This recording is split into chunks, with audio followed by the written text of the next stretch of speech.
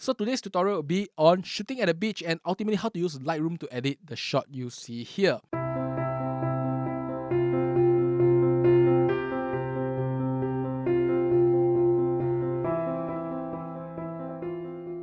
I'm Richard and welcome to ZP Productions. Before I start, I'd like to thank Joy Sutoki, and she is the model of this shot here. You can actually go to her profile in the description below. There's a link there to her Instagram profile. Now, back to the edit itself, or should I say back to the tutorial itself. Now, this shot is done at a beach. There is no reflector, no lighting, and just me and her. There is currently this situation where we should not have too many people around the beach itself. So it's just me and her at the beach itself to take the shot here. Now, before you actually start going to the beach without any form of lighting and a reflector, I need you to understand a bit on dynamic range. And dynamic range can be understood in my video here. I don't know, here or here, one of ways place. If not, go to my description below. There is also a link there. And understand your camera's dynamic range before actually attempting this tutorial itself. Now, once you have understand the dynamic range, the first thing you want to go and do at a beach is understanding how to expose your shot properly, right? If you have seen the dynamic range video, you should know that you should expose your sky till it's slightly overexposed so that you could recover your sky and therefore have as much latitude as possible to recover the shadow, which is the subject itself. Because without any form of reflector and lighting, your subject will be underexposed. But if you understand how your camera works, you can safely recover the shot itself. Now, this shot is done, of course, with my GFX 100. If you follow my videos, I use the GFX 100 a lot, and this is the 63mm lens. So the equivalent is a 50mm lens. Now, the GFX 100 is, of course, a very, very good camera when it comes to sensor. But I can tell you this shot can be done with anything from the EOS R to the Sony cameras. In fact, look at this shot here. It's done with the EOS R, which has a much lousier sensor, if you ask me. So once you understand the dynamic range and how to expose your shot, the next thing you know is the sun placement. For this shot here, the sun is on the top left in relation to the shot itself. It's on the top left, creating a rim light around her. Now, I will not recommend you to put the sun in front of her because Singapore sun, especially Singapore sun and Malaysia sun, is very, very harsh. So unless you're shooting very early in the morning or very late in the evening, that will create a lot of shadow that is very hard to correct on the skin, and it will also result in overexposed skin tones, which is very ugly. The next thing is you probably don't want to put the sun at the back too. Putting the sun at the back will result in a very bright and white sky.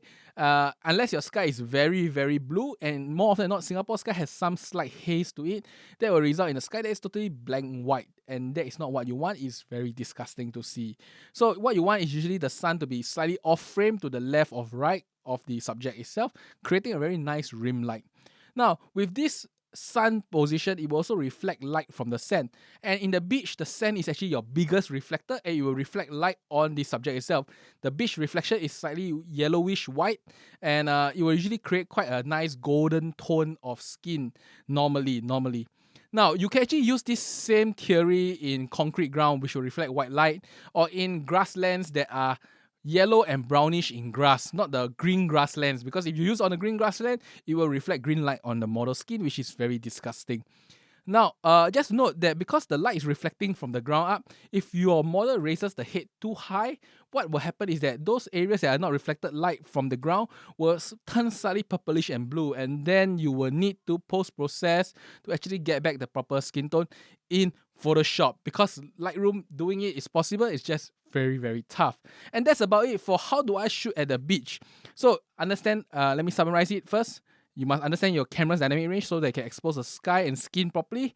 The next thing you need to do is position the sun properly, usually off frame to the left or right, so you create a nice rim light.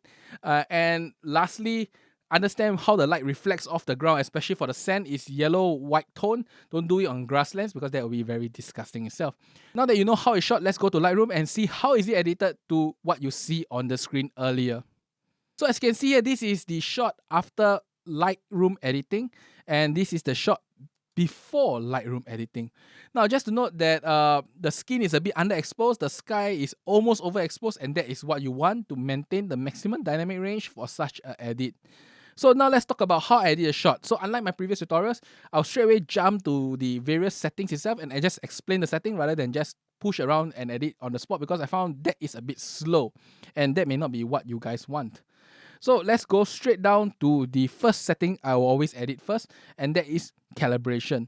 Now, because I want to get a teal and orange look, especially for the sky itself, the first thing I'll do is push the hue in the blue primary to the left. This will result in the teal look. But Having this teal look will result in the skin tone turning a bit more reddish and pinkish, and that may not be what you want. So you may need to go to the red primaries, shift the hue to the right, and of course reduce the saturation of the red channel so that the skin tone looks more normal. That is normally what I'll do for calibration to get this type of look. Now once you are done with it, you go all the way up again and then change your exposure to what you think is roughly correct, and then move down below.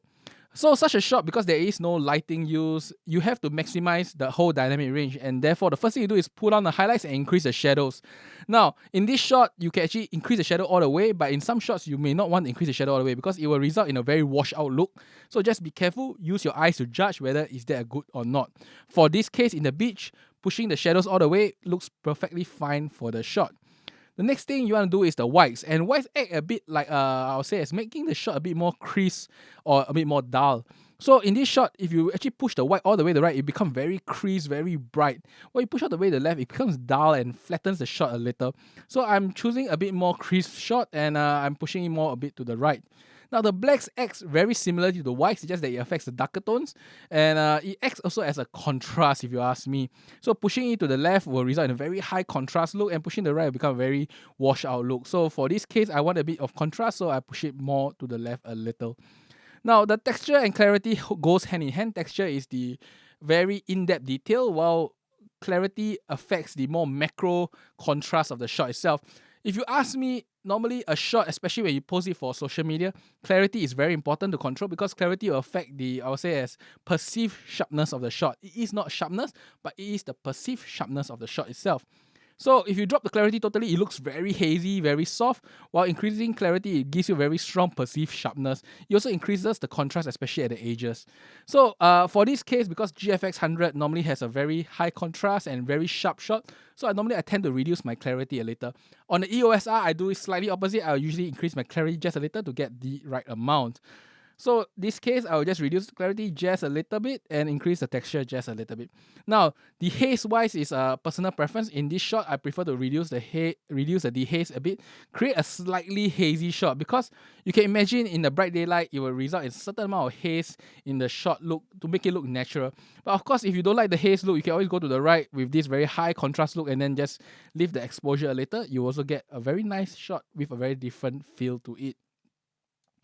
Now, going down below, we'll talk about vibrance and saturation. Vibrance is, I'll say, as very selective saturation on certain bright tones, while saturation will decrease and increase the entire tone of the entire shot itself. Usually, I will increase the vibrance while reducing saturation, and that is to maintain the skin tone while increasing the brightness of all the luminance color like blue and teal and green. It looks really nice this way. So my personal preference is increase vibrance and reduce saturation, and that is normally how I edit most of my shots. So going down below, we look at the curve, and for this shot itself, the curve have not much change except for lifting up the tail end. This will actually make the blacks look a little bit grey, a bit more filmic look. But other than that, there is not much effect to this shot itself. So if we move down below, we look at the saturation. So saturation wise, the only notable one is you notice the green has been reduced a lot, because if you don't reduce the green a lot, you will see that the forest behind the green will start catching your eye attention, and normally I will just reduce the green a little bit so that the green don't catch the attention so much. And that everything else is slightly reduced, especially for the skin tones of red, orange, yellow, where is most the skin tone lies. And I'll increase the blue slightly, and that is to increase the saturation of the sky. Now today's sky, or should I say the sky in this shot, it is very blue already, so I don't really need to increase much in this case. Now going down below is the luminance, and the red, orange, yellow, which is the skin tone, I'll increase it all the way to 30 to 40 and about 46 even for the orange tone. Just to note, skin tones normally, if you just click the dropper here and you increase, it will always usually be in the orange. Sometimes it will be in the magenta tone. It depends on your white balance itself. Orange is the more common one. But if you just push orange and don't push the red and yellow, what it will result in your skin to be a bit patchy, because some part of the skin are just more yellow, some part of the skin are more red. And if you don't raise the red, orange and yellow together, you result in patchiness in the skin and it looks very disgusting. But you can actually correct that in Photoshop if you want. Now, for the aqua and blue, on the other hand, it's up to you to reduce and increase how much you want. In this case, the sky is really very blue, so I don't think you need to really change much, especially in the aqua and blue. So the next, for the split toning itself, there is not much change itself. You notice there is no saturation in either one of the tones, so there is no split toning for the shot. And if we go further below, there is actually no other change, and pretty much this is the shot itself. And now for the really final touch of the edit itself is normally when you go into the filter and brushes. So in using the radar filter, you can actually selectively brighten certain areas such as the forehead and the eyes itself, and you can also use the brush to do the same effect. With this, it pretty much ends the whole edit, and you can get the shot, as I said, from the start, which is like this, to like this, or in Lightroom itself. Thereafter, you probably need to use Photoshop to do the finer details like editing all the not so nice parts of the skin away, lifting up some of the shadows, and of course smoothing out the skin to really get the shot that you want. And that's about it for today's tutorial. It ends at Lightroom, and I hope you enjoy it, and I will see you the next time. If you want to see more of such tutorial, do like and subscribe, but if not, I'll see you in my next tutorial video. Till then, bye bye.